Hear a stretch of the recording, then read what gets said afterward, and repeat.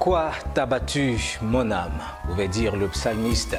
Pourquoi t'as battu mon âme? Espère en l'Éternel. Salut à vous, chers téléspectateurs. Nous sommes heureux de vous retrouver dans le cadre de cette nouvelle édition de votre programme Oasis. Nous bénissons l'Éternel qui, dans sa grâce et sa fidélité, nous donne l'opportunité de vous retrouver en ce jour. Et dans le cadre de ce nouveau numéro de votre programme Oasis, nous allons, avec notre invité, le pasteur Michel, parler d'un thème qui est important pour la restauration de plusieurs chrétiens. Salut à vous, pasteur, et bienvenue. Bonsoir, pasteur Eric, merci.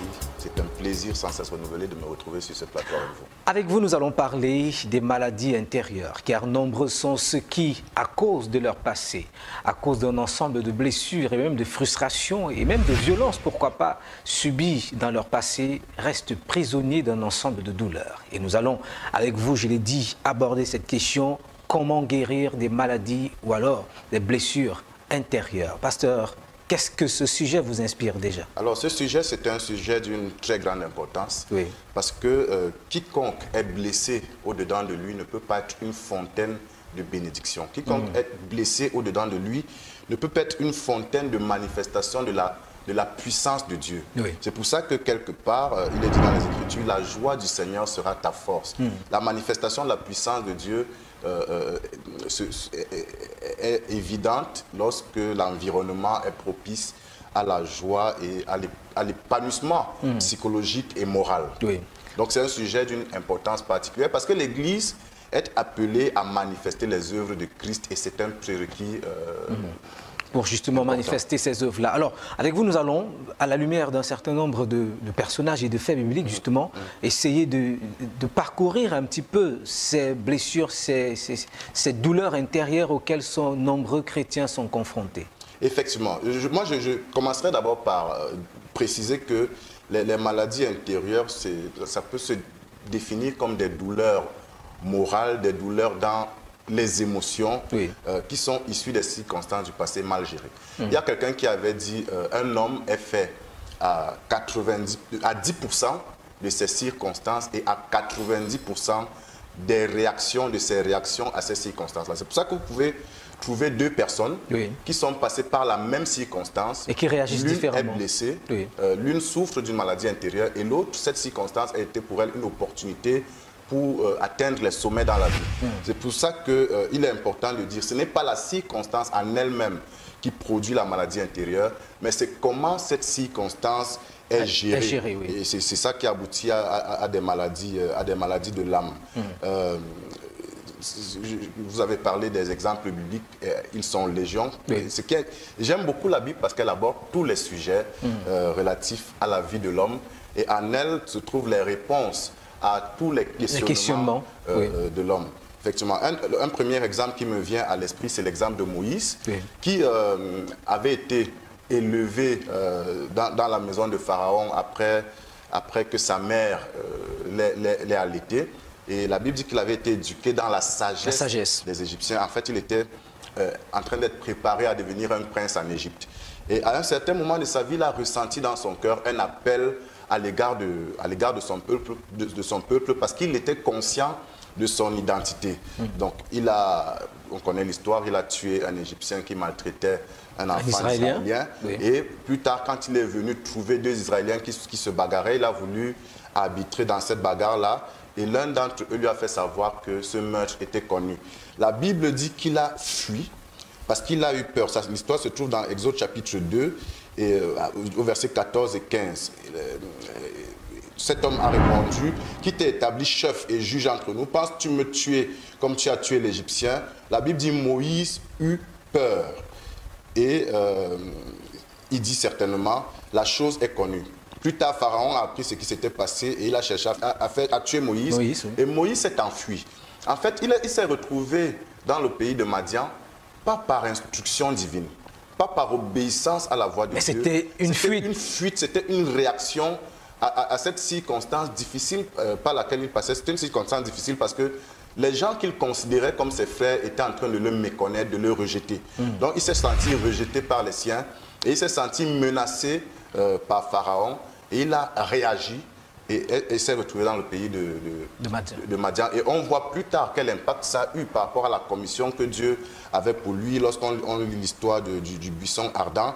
À un certain moment, pour que Moïse accepte même cette commission, il a fallu que la colère de Dieu se déclenche. La Bible dit que Dieu s'enflamma de colère et il lui dit, voilà Aaron, ton frère, qui sera ta bouche et qui va parler de ta part. Donc Moïse a accepté de partir sur une condition qui n'était pas le plan initial de Dieu. Parce que c'est lui qui était destiné à parler à Israël et à parler à Pharaon. Alors, lorsque je vous écoute, pasteur, en fait, on constate que dans l'attitude de Moïse, en fait, il y a une sorte de ressenti. Il se demande pourquoi est-ce que je devrais me sacrifier pour ceux-là qui m'ont rejeté. Ce que je veux dire, c'est que les maladies intérieures, c'est issu d'une vague de souffrance qu'on a connue par le passé, mais qui aboutissent à une malformation ou une déformation de la personnalité. Ce Moïse, qui était un prince en constitution, est devenu un homme peureux, il est devenu un homme timide, et il dit même qu'il a des difficultés à parler, donc il était comme un bec à cause de la mauvaise gestion de ces circonstances. Donc sa personnalité a été déformée. Et cette déformation-là va toujours à l'encontre des projets de Dieu. Il a fallu que Dieu le convainque, Dieu l'encourage et Dieu l'amène à un niveau où il pouvait sortir de cet état de blessures intérieures. Comme quoi, lorsqu'on a subi des blessures intérieures, cela peut même affecter le plan et le projet de Dieu pour notre vie. Exactement. C'est la mauvaise gestion des circonstances. Parce que ce qu'il faut dire, et on le verra plus tard dans le processus de guérison, c'est que les circonstances par lesquelles nous passons sont permises par Dieu pour nous préparer à ces projets. Mais la mauvaise gestion, dans la plupart des cas, crée une personnalité qui est contraire à celle que Dieu veut utiliser pour l'accomplissement de ses desseins. L'autre exemple qui me vient à l'esprit, c'est l'exemple d'Amnon. Je veux dire d'Absalom. Absalom, vous connaissez dont la sœur avait été abusée par Amnon. Tamar a été violée par Amnon. Et il a très mal géré cette circonstance. Il aurait pu s'expliquer avec son frère au point de lui pardonner. Mais quand sa sœur est venue en pleurant, il lui a dit non, ne mets pas le cœur dans cette affaire, laisse tomber. Donc il a fait semblant de laisser passer cet événement, alors qu'il y avait une racine d'amertume qui était née dans son cœur et qui s'est développée au fil des années. Et quand on lit la suite de l'histoire, on voit qu'Amnon est devenu plus tard non seulement un criminel. Absalom, vous voulez dire? Je veux dire Absalom. Il est devenu plus tard un criminel, il a tué son frère et il est devenu un rebelle. Il a développé une personnalité satanique. Parce que la rébellion, c'est la nature même de Satan. Il a développé la rébellion vis-à-vis de son père au point de faire fuir son père du trône.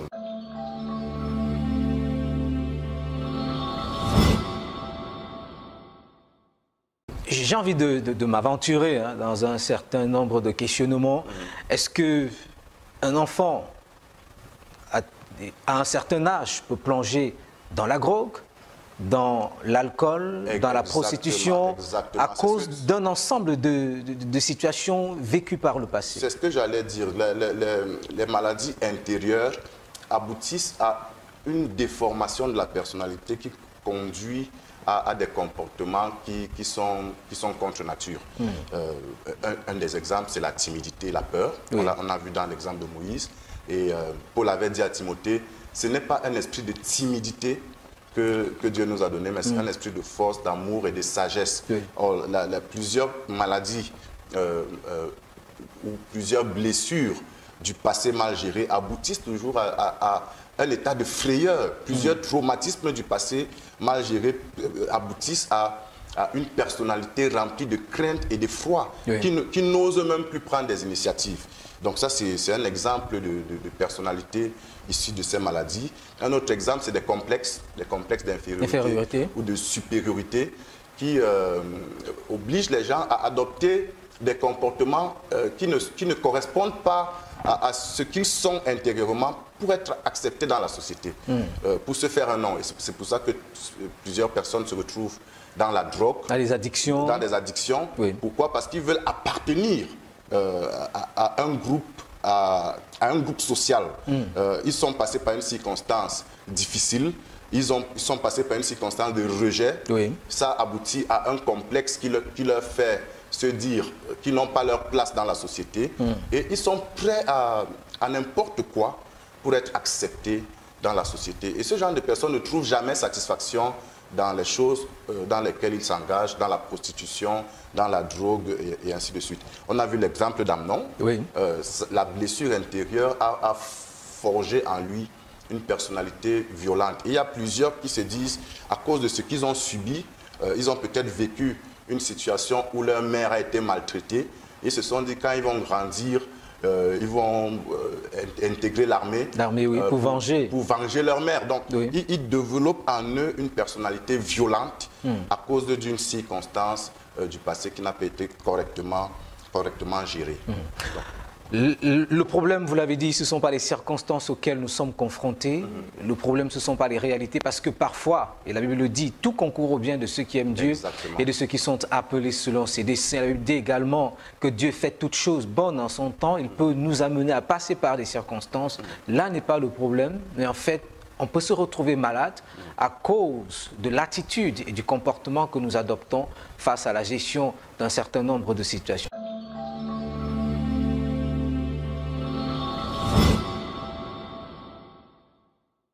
Les situations ne constituent pas le problème, mais c'est la gestion de ces situations en fait qui peut nous plonger dans les maladies. Il y a quelqu'un qui a dit les hommes sont faits à 10% des circonstances qu'ils traversent, mais à 90% de leur réaction à ces circonstances. Et j'insiste là-dessus. Deux personnes peuvent passer par la même circonstance. Une en ressort malade et l'autre en ressort grandi. Utilise plutôt cette circonstance comme une opportunité pour atteindre les sommets. Une opportunité pour atteindre les sommets. Et on l'a promis à nos téléspectateurs, nous allons parler aujourd'hui de comment guérir effectivement des maladies intérieures, car nombreux sont confrontés à ces situations.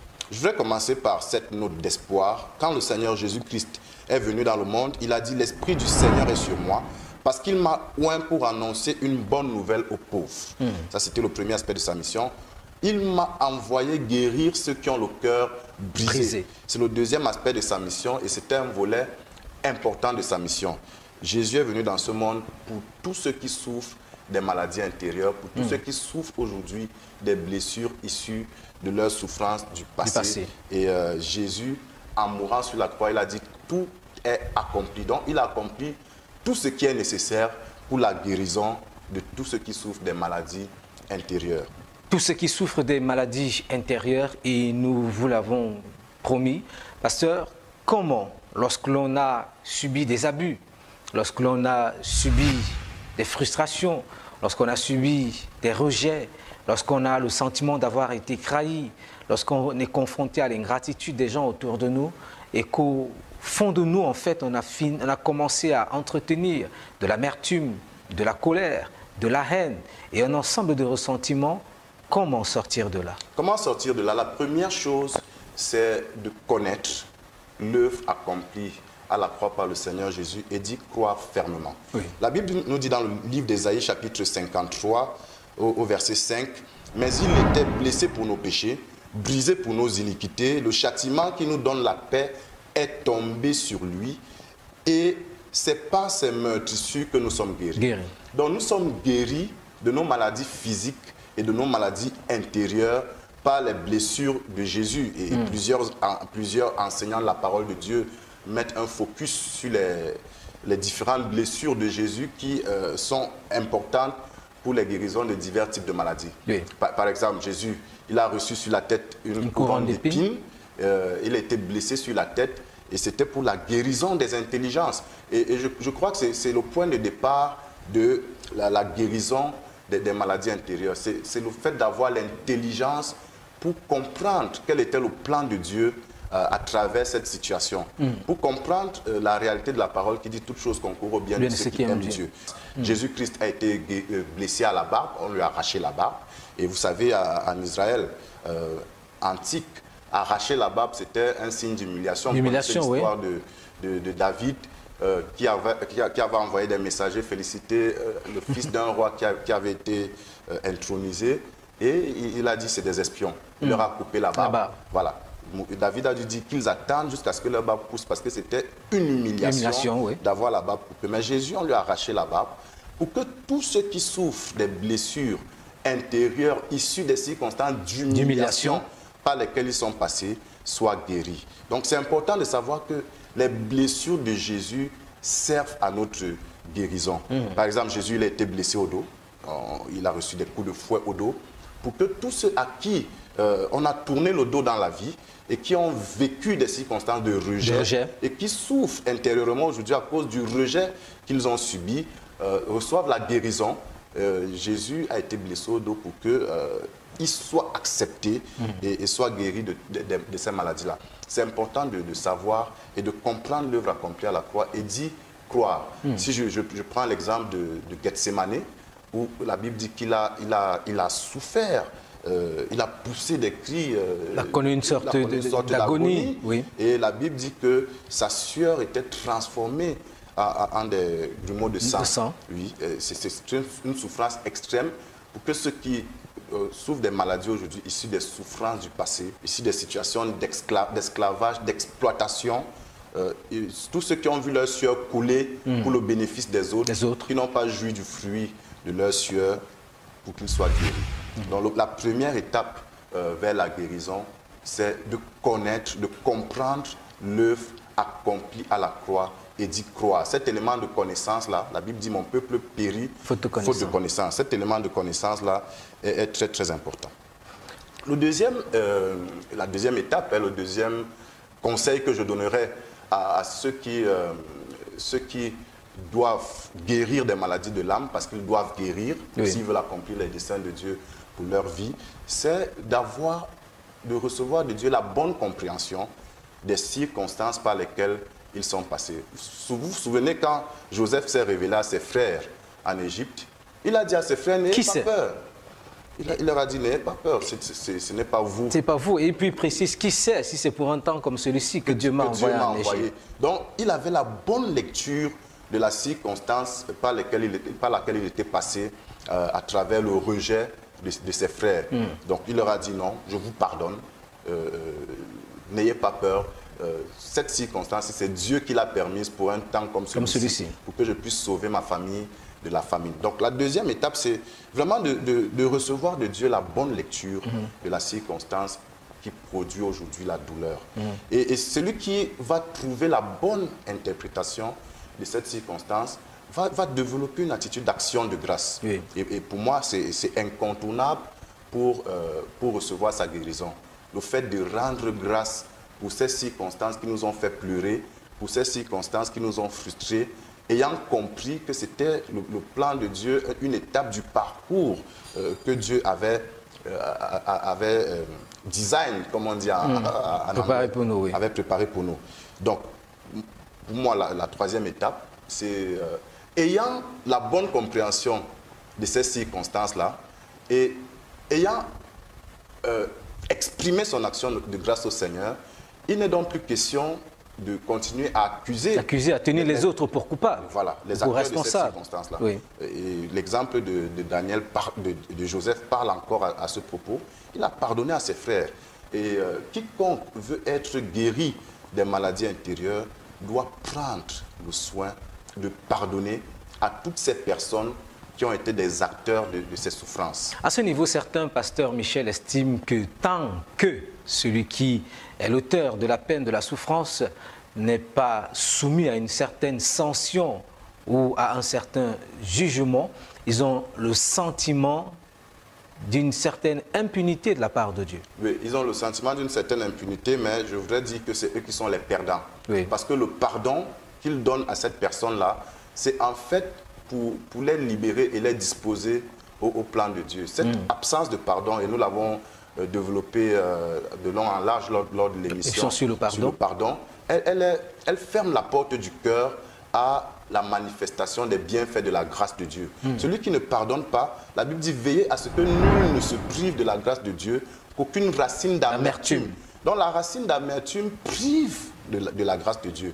Donc je ne pardonne pas parce que l'autre le mérite, parce que l'autre a fait un pas ou parce que l'autre a subi les conséquences de sa faute, mais je pardonne pour ne pas me priver moi-même des bienfaits de la grâce de Dieu. Et il est important, pour arriver à la guérison des maladies intérieures, de pardonner à tous les acteurs de ces souffrances du passé. Maintenant, la dernière étape, et je n'aurai jamais la prétention d'être exhaustif sur ce plateau, c'est des conseils clair, oui. et des orientations que nous donnons à nos téléspectateurs. La dernière étape que je donnerai, c'est vraiment de parler à son âme. On le voit dans le psaume 42, verset 6. David était passé par des circonstances difficiles qui ont produit en lui des blessures, des blessures intérieures. Son âme était abattue, son âme était frustrée, et il s'est rendu compte que c'était de nature à l'éloigner des projets de Dieu. Donc il a pris sur lui de parler à son âme. Il dit, pourquoi t'as battu mon âme et gémis-tu au-dedans de moi? Espère en Dieu, car je le louerai encore. Il est mon salut et mon Dieu. Ce qu'il faut dire, c'est que quand quelqu'un passe par une souffrance, il y a des choses qu'il se dit en lui-même. Il se dit, par exemple, je suis seul sur la terre, je dois me battre. Je ne vais jamais compter sur personne dans ce monde. Il y a des déclarations qu'il fait à son âme. Maintenant, pour sortir de ces blessures-là, il faut faire des déclarations contraires à son âme, en accord avec la parole de Dieu. David disait à son âme, espère en Dieu, car je le louerai encore. Il est mon salut et mon Dieu. Et je voudrais dire, moi, j'étais passé par une circonstance de complexe, d'infériorité, où j'étais profondément abattu à cause de ma situation socio-professionnelle quand j'étais sorti de l'école polytechnique. Et j'ai été très inspiré par ce passage de David. J'ai pris sur moi de parler à mon âme. Pendant, je comptais chacune de ces déclarations-là, j'ai fait ces déclarations 100 fois. Et à la 100e fois, j'ai reçu un coup de fil qui a créé le décollage de ma vie professionnelle. Et depuis lors, je suis allé de programme progrès. Voilà. Donc, cette proclamation, cette déclaration qui viennent annuler celle qu'on a faite lorsqu'on passait par la souffrance et celle qu'on a continué d'entretenir à l'issue de cette souffrance-là, elle ouvre la porte à la guérison et même à l'accomplissement des projets de Dieu pour la vie de l'homme.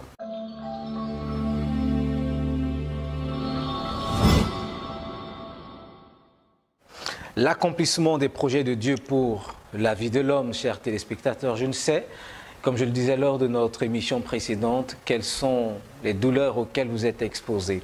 Je ne sais quelles sont ces rancunes, quelles sont ces amertumes qui ont rempli votre cœur, mais vous avez la possibilité d'en sortir. Et parfois, il arrive des moments où on essaye de faire des efforts et on n'y parvient pas.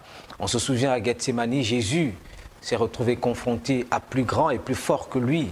La douleur qu'il devait subir, la pression de la croix, la pression de la mort qu'il devait subir, et il a sollicité l'intervention de l'Éternel. La Bible dit qu'un ange est venu pour le fortifier. Et je crois qu'à un moment, on a besoin d'être soutenu. Et c'est le but de cette émission.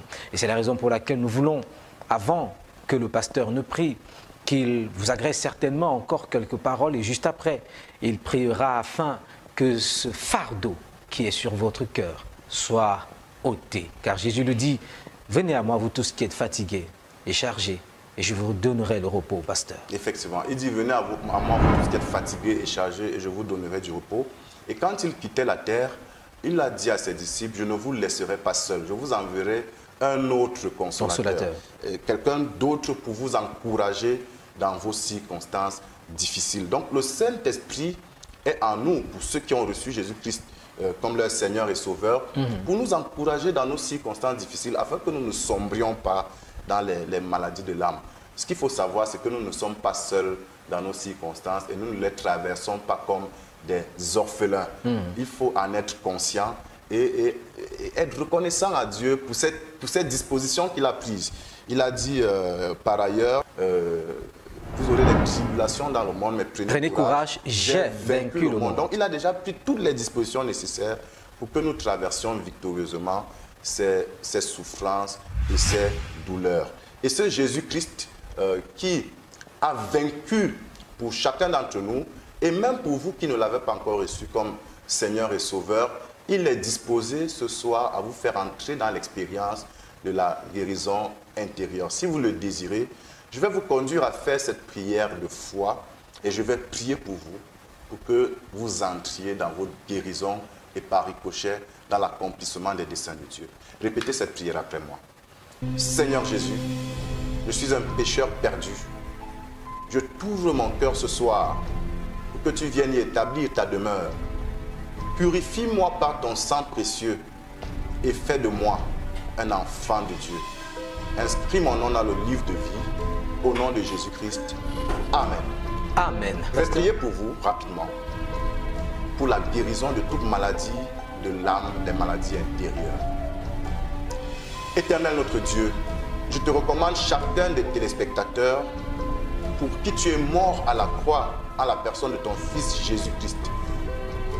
Par tes meurtrissures, ces personnes ont accès à la guérison. Je prie que tu ouvres leur intelligence afin qu'ils comprennent l'étendue de l'œuvre de la croix. Qu'ils te rendent grâce pour les circonstances par lesquelles ils sont passés. Qu'ils pardonnent et qu'ils proclament la réalité de ta parole. Par l'onction du Saint-Esprit qui brise toujours, j'ordonne et je proclame la guérison de toute maladie intérieure dans la vie de tous ceux qui nous regardent. Au nom de Jésus. Amen. Amen. Merci, chers téléspectateurs, d'avoir été avec nous pour cette édition.